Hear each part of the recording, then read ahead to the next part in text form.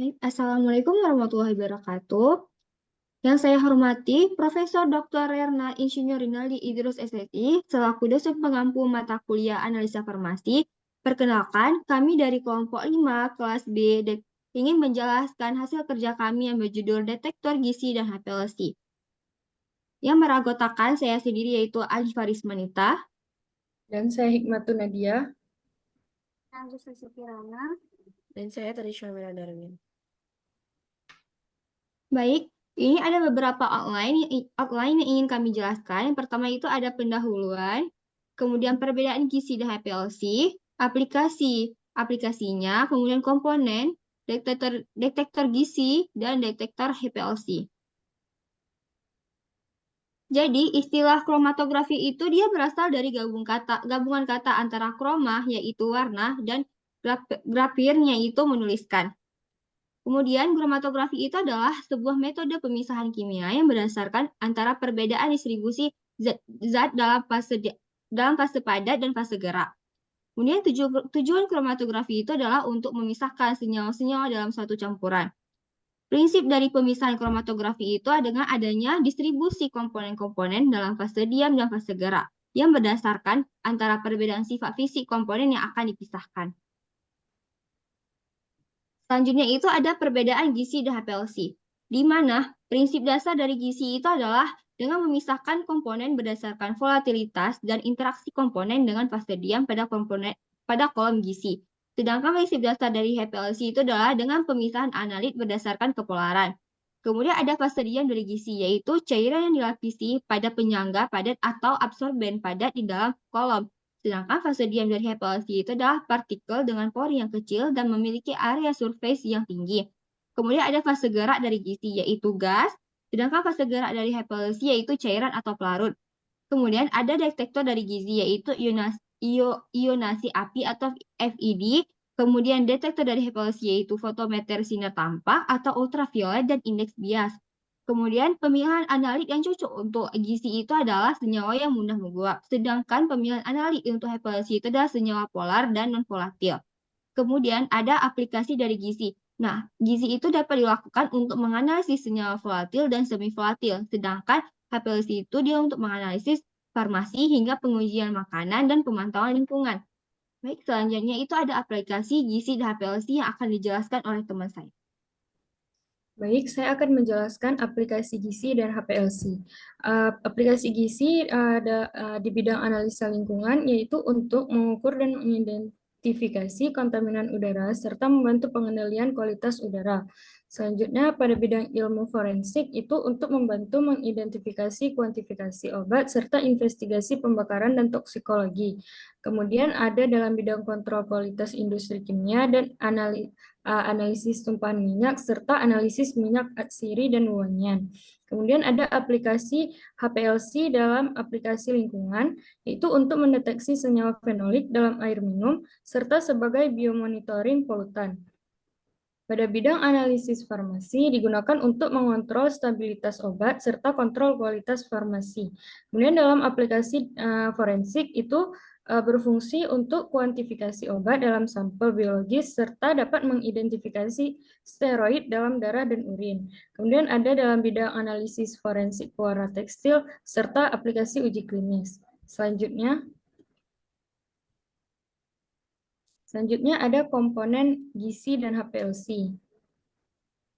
Pada instrumen gizi terdapat komponen alat. Yang pertama itu ada gas supply, yang dimana gas ini digunakan untuk menggerakkan zat yang akan diidentifikasi melalui kolom gizi.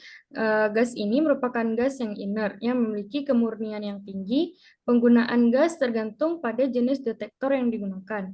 Selanjutnya ada sistem injeksi sampel atau injection port, di mana digunakan untuk mengalirkan sampel ke dalam kolom gizi. Kemudian kolom gizi yaitu tempat terjadinya proses pemisahan suatu campuran di mana fase gerak gas akan membawa solut dari ujung kolom hingga detektor. Kemudian ada oven. Oven ini berfungsi untuk memanaskan kolom pada suhu tertentu sehingga mempermudah proses pemisahan komponen sampel. Kemudian ada detektor yang berfungsi untuk mendeteksi komponen yang telah dipisahkan dari kolom. Kemudian ada data system atau recorder berfungsi untuk mencetak hasil percobaan pada sebuah kertas yang hasilnya disebut dengan kromatogram. Prinsip kerja instrumen gizi ini yaitu dengan menginjeksikan sampel cairan ke dalam injektor yang nantinya akan diuapkan. Sampel yang sudah diuapkan tersebut kemudian dibawa oleh gas pembawa menuju kolom tempat terjadi pemisahan. Senyawa dengan titik didih yang tinggi memiliki waktu retensi yang lama dibandingkan dengan senyawa yang memiliki titik didih lebih rendah.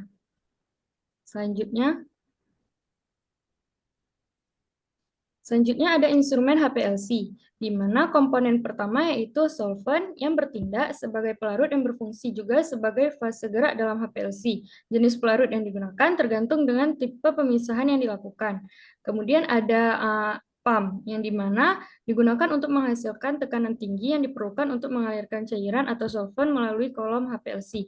Kemudian ada injektor yang digunakan untuk memasukkan sampel ke dalam sistem HPLC. Kemudian ada kolom, yaitu tempat terjadinya pemisahan senyawa. Kemudian ada detektor yang mendeteksi senyawa yang keluar dari kolom. Yang terakhir ada data system atau recorder yang menghasilkan tampilan yang diperoleh dari hasil analisis melalui komputer dalam bentuk kromatogram. Prinsip kerja HPLC adalah dengan memisahkan komponen analit berdasarkan kepelorannya. Setiap campuran yang keluar akan terdeteksi dengan detektor dan direkam dalam bentuk kromatogram, di mana jumlah peak menyatakan jumlah komponen, sedangkan luas peak menyatakan konsentrasi komponen dalam campuran. Selanjutnya akan dilanjutkan oleh teman saya. Baik, saya akan menjelaskan mengenai detektor gizi. Nah, detektor gizi itu terletak pada ujung kolom alat kromatografi, yang dimana akan memberikan sinyal elektronik dengan cara mendeteksi analit yang dibawa oleh fase geraknya, yaitu gas, sehingga nantinya akan memberikan pengukuran analit yang berupa kromatogram. Nah, detektor sendiri terdiri dari sensor dan juga pengondisi sinyal elektronik, dan juga sensor ini diletakkan sedekat mungkin dengan kolom, sehingga nantinya akan mengoptimalkan deteksi, dan elektronik pengondisi sinyal akan mendigitalkan sinyal yang akan ditampilkan dalam kromatogram pada recorder. Next. Nah, kemudian kita masuk ke dalam syarat detektor gizi. Suatu detektor gizi yang baik yaitu memiliki sensitivitas yang tinggi dan juga batas deteksi yang rendah, sehingga nantinya akan memberikan hasil resolusi yang tinggi, yang dimana memiliki tingkat keakurasian yang tinggi, akan tetapi batas deteksinya yang rendah, sehingga akan menghasilkan data yang lebih efisien. Kemudian memerlukan stabilitas yang tinggi dan juga baik, mudah dioperasikan, dan reproduktivitas yang baik, sehingga hasil yang didapatkan itu tidak berubah. Next. Kemudian kita masuk ke dalam klasifikasi detektor. Yang pertama itu adalah detektor universal, yang dimana detektor universal ini mampu mendeteksi sebagian besar senyawa di dalam analit, baik yang sudah diketahui maupun yang belum diketahui dalam senyawa tersebut. Nah, detektor universal ini sering digunakan dalam metode analisis, contohnya itu seperti contohnya itu seperti pada detektor yang sering digunakan itu adalah detektor TCD, yang dimana detektor ini mampu mengkuantifikasi semua komponen di dalam sampel. Dan juga, detektor ini umumnya digunakan untuk analisis senyawa non-target, yang dimana digunakan untuk senyawa yang belum diketahui, eee, sorry, untuk digunakan pada sampel yang belum diketahui senyawa yang ada di dalamnya, sehingga dapat digunakan untuk mengetahui seluruh komponen dalam suatu sampel, baik yang sudah terdata pada database pada recorder ataupun yang belum. Nah, kemudian kita masuk ke selektif, yang dimana detektor selektif ini mendeteksi senyawa berdasarkan sifat senyawa tersebut, yang dimana memiliki kekhususan untuk mendeteksi atom ataupun gugus fungsi tertentu. Nah, yang dimana berdasarkan sifat senyawa tersebut, biasanya detektor selektif ini digunakan untuk analisis senyawa yang sudah ada targetnya atau yang sudah kita prediksi apakah senyawa tersebut ada di dalam sampel tersebut atau tidak. Sehingga nantinya untuk detektor untuk suatu analit itu setelah digunakan dengan menggunakan detektor universal akan dilanjutkan dengan detektor selektif untuk diketahui apakah benar yang terdapat, apakah benar hasil analisis dari detektor universal yang sebelumnya dengan detektor selektif yang sudah kita prediksi sebelum kita melakukan proses analisis. Next. Nah, kemudian kita masuk ke dalam properti massal. Nah, detektor ini tergolong jarang digunakan dalam analisis gizi, yang mana ia akan mendeteksi sifat fisik massa analit. Kenapa ia jarang digunakan dalam proses analisis gizi? Dikarenakan sensitivitasnya rendah dan juga bergantung pada kondisi lingkungan, yaitu baik pH maupun suhu. Nah, sehingga nantinya akan memberikan hasil yang kurang akurat karena terganggu pada kondisi lingkungan. Sedangkan kita membutuhkan hasil yang akurat untuk mengetahui senyawa apa yang terdapat di dalam sampel. Nah, kita masuk ke dalam properti zat terlarut, yang dimana juga jarang digunakan dalam analisis gizi, yang mana ia memiliki cara kerja yang hampir sama dengan properti massal, yaitu mendeteksi sifat fisik ataupun kimia yang unik seperti fluoresensi pada suatu analit. Nah, detektor ini juga jarang digunakan dikarenakan memiliki sensitivitas yang tergolong rendah sehingga tidak disarankan untuk penggunaan dalam analisis gizi yang membutuhkan, sensitivitas yang tinggi karena menggunakan, senyawa-senyawa yang mudah menguap. Next. Nah, kita masuk ke dalam, detektor pekat terhadap konsentrasi, yang mana detektor ini merespon konsentrasi analit yang dibawa oleh fase gerak berupa gas sehingga akan melewati, kolom. Dan kemudian lanjutkan menuju detektor, yang di mana, puncak detektor yang dihasilkan ini sensitif dengan konsentrasi. Kenapa dia sensitif dengan konsentrasi? Karena adanya perubahan laju aliran yang akan mempengaruhi konsentrasi. Antara puncak detektor, konsentrasi dan juga perubahan laju aliran ini berbanding lurus, sehingga, nantinya puncak yang dihasilkan itu akan meningkat seiring dengan, menujunya laju aliran.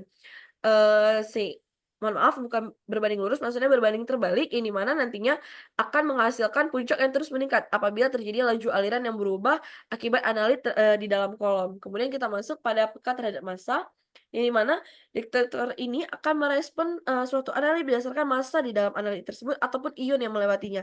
Yang di mana, detektor ini akan, memberikan hasil, berupa senyawa apa yang terdapat di dalam analit itu menggunakan, massa molekul analit tersebut sehingga akan memberikan hasilnya. Nah, puncak detektor ini tidak sama seperti, peka terhadap konsentrasi. Puncak detektor ini tidak sensitif dengan perubahan laju aliran dikarenakan massa molekul itu tidak berpengaruh pada perubahan laju aliran yang ada, sehingga puncak yang dihasilkan cenderung lebih stabil ketimbang menggunakan detektor peka yang terhadap konsentrasi. Nah, next. Kemudian kita masuk ke dalam, detektor destruktif dan juga non destruktif. Destruktif sendiri yaitu analit yang melewati detektor ini akan mengalami perubahan reaksi kimia dikarenakan menggunakan detektor yang melibatkan nyala api. Nah, nyala api sendiri ini akan merubah struktur ataupun, eee kandungan yang ada di dalam sampel ataupun analit sehingga nantinya analit yang sudah dianalisa itu tidak dapat lagi digunakan untuk, analisis ke depannya dikarenakan sampelnya itu sudah berubah, pada proses analisis. Nah, kemudian kita masuk ke non destruktif, yang di mana analit yang melewati detektor ini tidak mengalami perubahan kimia dikarenakan hanya melibatkan konduktivitas termal ataupun hanya dilibatkan oleh pemanasan yang tidak merubah ataupun yang merusak sampel. Yang mana analit yang digunakan ini dapat digunakan lagi untuk analisis ke depannya karena tidak melibatkan nyala api sehingga tidak terjadinya perubahan gugus fungsi ataupun, lain sebagainya pada sampel. Oke, next. Oke, kita masuk ke klasifikasi detektor digital dan juga analog. Nah, klasifikasi detektor, digital dan analog ini bertitik pada sensor, si detektornya sendiri. Nah, untuk kedua detektor ini yang lebih baik, yang mana yaitu adalah yang analog, di mana, analog ini memiliki sensor deteksi dari nilai 0 sampai dengan 100 yang mana pada rentang tersebut dapat dibaca, yang di mana pada rentang tersebut, dapat dibaca dengan jelas oleh, sensornya, yang mana, memberikan hasil yang lebih presisi dibandingkan dengan digital karena, rentang tadi sehingga dapat dibaca, pada nilai yang berapa saja. Nah, sehingga karena kepresisian ini sering digunakan pada alat gizi yang membutuhkan hasil yang presisi dan juga sensitivitas yang tinggi.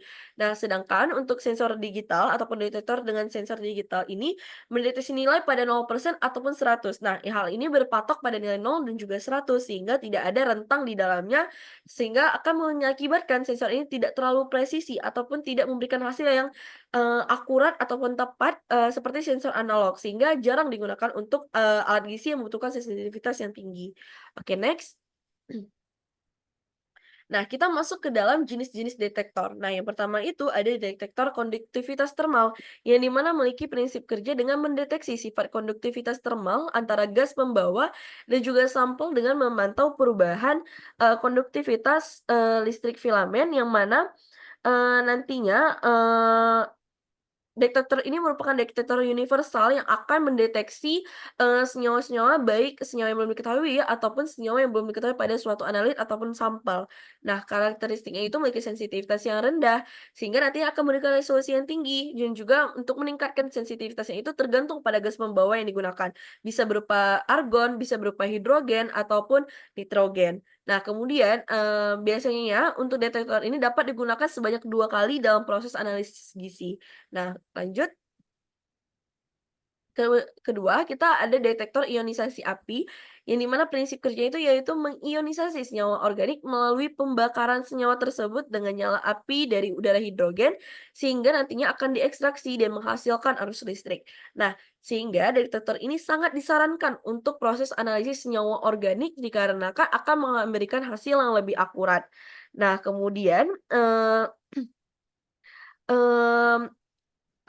detektor ionisasi api ini memiliki sensitivitas silang yang tergolong rendah terhadap senyawa anorganik, sehingga tidak disarankan untuk proses analisa senyawa organik. Nah, kemudian, karakteristiknya itu, dia memiliki sensitivitas yang tinggi terhadap senyawa organik, tetapi memiliki sensitivitas yang rendah pada senyawa anorganik. Kemudian, detektor ini menggunakan nyala api hidrogen sebagai alat pembakar, untuk proses pembacaannya, sehingga dapat dihasilkan hasil analisis, kemudian mudah digunakan dan juga tidak dipengaruhi oleh laju aliran, sehingga puncak kromatogram yang dihasilkan itu cenderung stabil dan juga menghasilkan, hasil analisis yang lebih akurat. Oke, next. Nah, yang ketiga, kita ada detektor penangkap elektron, yang di mana prinsip kerjanya adalah senyawa ataupun analit yang melewati detektor yang sudah dibawa oleh fase gerak akan ditangkap sebagai elektronnya, sehingga akan dihasilkan arus listrik yang rendah, sedangkan sebagian lagi elektronnya itu akan ditahan pada kolom. Yang di mana respon detektor ini akan memberikan respon untuk setiap senyawa afin elektron yang melewatinya. Nah, kemudian ECD ini memiliki sensitivitas yang tinggi, terhadap senyawa elektronegatif, yaitu berupa, halogen misalnya, dan juga memiliki batas deteksi yang rendah untuk menghasilkan elektron dan ion menggunakan sinar beta yang rendah. Nah, kita masuk ke dalam karakteristiknya, yang di mana ia bersifat spesifik, sehingga, nantinya ia biasanya digunakan untuk, meng-cross check apakah senyawa yang kita prediksi sebagai di dalam sampel tersebut benar ada atau tidak di dalam sampel tersebut, ataupun untuk, membenarkan ataupun, mencek kembali, dari detektor universal, hasil yang dihasilkan oleh detektor universal apakah benar ada di dalam, sampel tersebut menggunakan detektor penangkap elektron yang lebih spesifik, yang di mana, menggunakan sinar beta yang rendah sehingga menghasilkan, hasil yang lebih akurat ketimbang detektor universal untuk senyawa-senyawa yang sudah kita targetkan. Oke, next. Baik, selanjutnya kita akan masuk ke detektor HPLC yang akan dijelaskan oleh Najwa Sasy Kirana. Baik, selanjutnya saya akan menjelaskan tentang detektor HPLC. Yang mana HPLC itu sendiri adalah sebuah teknik analisa kimia yang digunakan untuk memisahkan, mengidentifikasi, serta mengukur kandungan komponen dalam campuran larutan. Detektor itu adalah alat untuk mendeteksi komponen kimia yang telah terpisah setelah melewati kolom. Detektor yang sensitif untuk HPLC tidak bisa ditentukan, namun perlu dilakukan pemilihan detektor yang sesuai dengan persoalan yang dihadapi saat itu. Untuk melakukan berbagai pemisahan atau analisis mungkin diperlukan lebih dari satu detektor yang dipergunakan secara berhubungan. Next. Menurut Roston, Young, dan Frey, jenis detektor yang dapat dipilih untuk mengidentifikasi detektor HPLC ini dikategorikan menjadi beberapa, yaitu yang pertama itu detektor RI.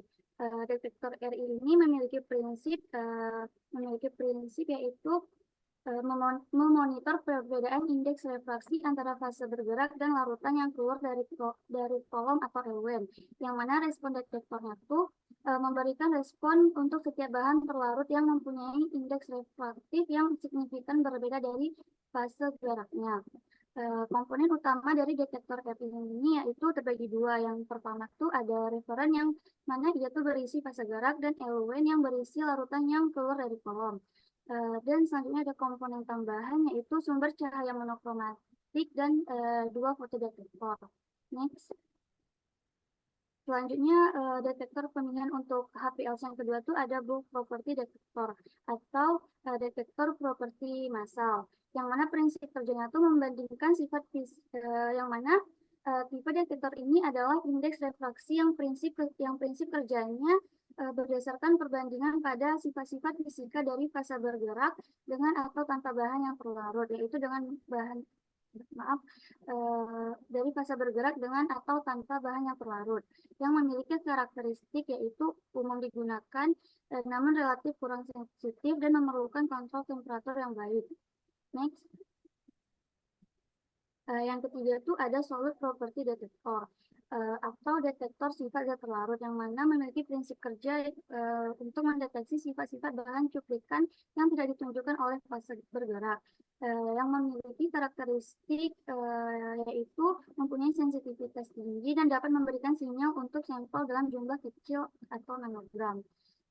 Solid property detektor ini terbagi menjadi tiga jenis, yaitu detektor absorbensi atau UV-Vis, detektor fluoresensi, dan detektor elektrokimia atau amperometrik. Next. Detektor UV-Vis. Yang pertama itu ada detektor UV-Vis, yang mana detektor UV-Vis ini memiliki karakteristik yaitu sangat selektif untuk setiap senyawa. Namun detektor UV-Vis ini memiliki tantangan yaitu setiap analisa senyawa dengan panjang gelombang yang berbeda sulit diprediksi golongannya. Detektor UV-Vis ini memiliki beberapa kategori, yaitu panjang gelombang yang tetap, panjang gelombang yang bisa diubah-ubah, dan panjang gelombang otomatis. Next. Komponen utama dari detektor UV-Vis ini adalah lampu ultraviolet dengan panjang gelombang 1090 dengan panjang gelombang 190 sampai 400 nanometer. Kemudian lampu sinar tanpa yaitu panjang gelombang 400 sampai 800 nanometer. Prinsip kerja dari detektor UV-Vis itu sendiri adalah sinar melewati cuplikan sebagian diserap oleh senyawa, atau dapat juga dikatakan yaitu bekerja dengan cara mengirimkan cahaya dari sumber cahaya melalui sampel cairan dan kemudian mendeteksi cahaya yang muncul di sisi lain. Berdasarkan hubungan Berber, absorbensi senyawa mengurangi intensitas sinar yang diteruskan. Perbedaan intensitas sinar diubah menjadi pulsa listrik. Pulsa listrik menghasilkan sinyal atau puncak pada kromatogram. Next. Selanjutnya itu pengukuran absorbensi menggunakan detektor UV-Vis itu ada senyawa dengan gugus kromofor diukur menggunakan sinar ultraviolet. Kemudian senyawa tanpa gugus kromofor diukur menggunakan sinar tampak. Proses konversi dari detektor UV-Vis ini adalah rasio yang diserap oleh larutan persatuan atau detik diubah menjadi pulsa listrik, dan pulsa listrik tersebut diteruskan ke rekorder menjadi kromatogram. Next.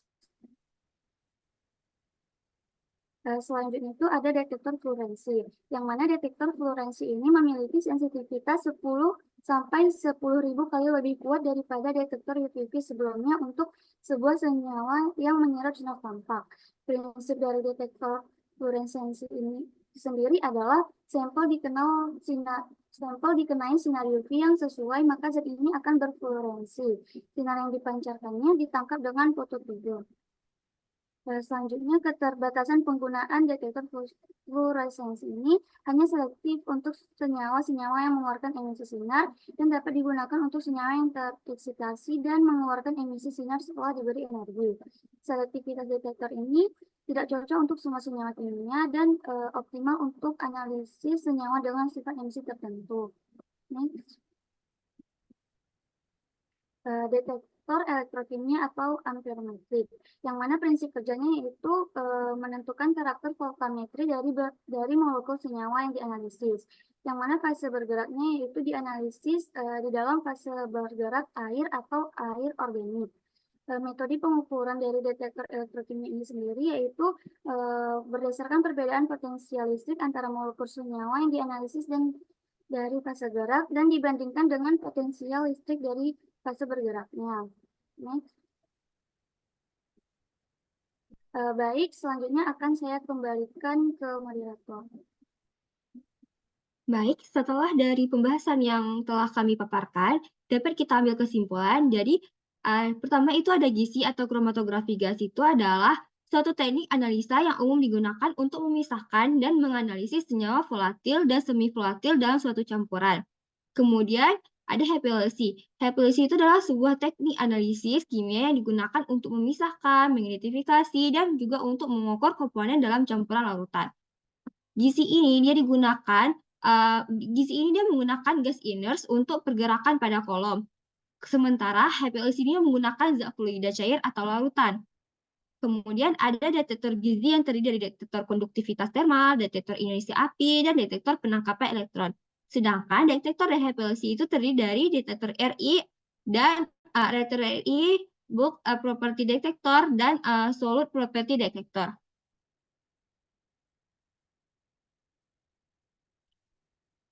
Baik, ini ada daftar pusakanya. Oke, sekian dari presentasi kami. Mohon maaf bila ada kurang. Wabillahi taufiq wal hidayah. Assalamualaikum warahmatullahi wabarakatuh.